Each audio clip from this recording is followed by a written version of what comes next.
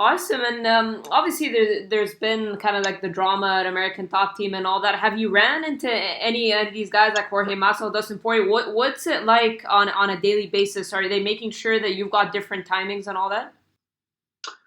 The beautiful thing about American Top Team is, our owner, the Godfather, Dan Lambert, he makes sure that everything goes smoothly. Nothing's going to happen there. And it's been peaceful. It's been good.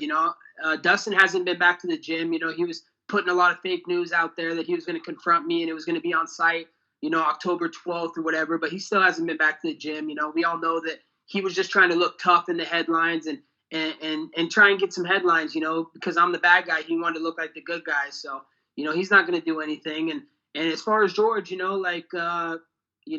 run into each other occasionally and, he has some things to say, but he knows better than to step to the king. You don't come at me unless you want to get hurt. And he knows he doesn't want his health to get taken away before he fights Nate Diaz. That's the biggest fight of his life. And he needs to show up for that.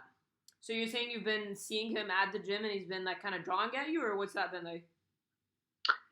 Yeah, he's been John, but that's about it, man. He knows that's as far as it's going. He's gonna jaw at me because he knows there's coaches around, and there's people around. He's not gonna jaw at me if we're in the streets or if we're one on one face to face, because he knows what's gonna happen. He knows if he goes down that route, he's gonna get hurt. He's a 50-50 journeyman.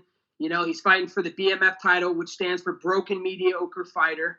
So, you don't step to the king, the undisputed king of the welterweight division, unless you want, consequences of getting hurt and losing your health. And is any of that distracting for you? I mean, you're preparing for a massive fight. This whole like outside of the octagon drama, the team drama, does it distract you at all, or doesn't bother you?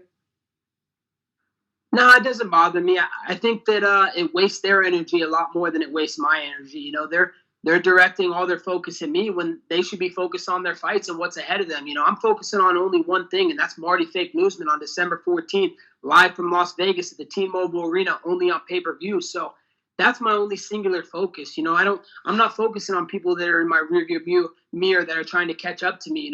I'm at the top of the mountain, and I'm only looking to keep going farther. So I'm not going to worry about, a bunch of jobbers that, are jealous and envious of what I've accomplished in this sport. I'm just going to keep doing what I do best. And, if they get their feelings hurt, that's too bad. We're in the fight business. And if you got anything to say or you really think you're tough, come see me inside the octagon. But the thing is, you got to make your way up that ladder. I'm not going to give you any hand up. Do you think that do you think that the winner of that fight could be a potential next opponent for you? I mean, Masvidal, I know he's wanted kind of the title shot. Diaz, I'm not quite sure if the title shot is what interests him, but do you see that as that fight, the winner of that fight, as a potential next opponent?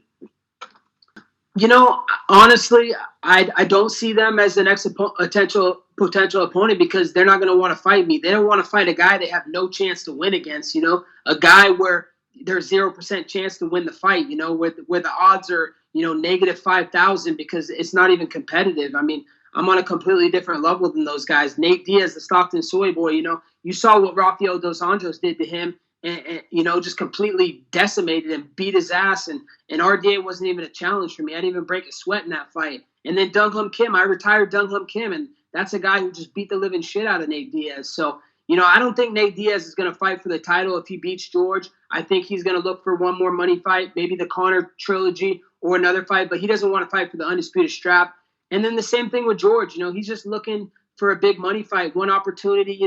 Maybe he comes and fights me and he wants to take the losing paycheck, but my guess is he'll look for Conor, he'll look for another big payday, and, I'll do what I do best, win and be at the top of the division holding the undisputed crown.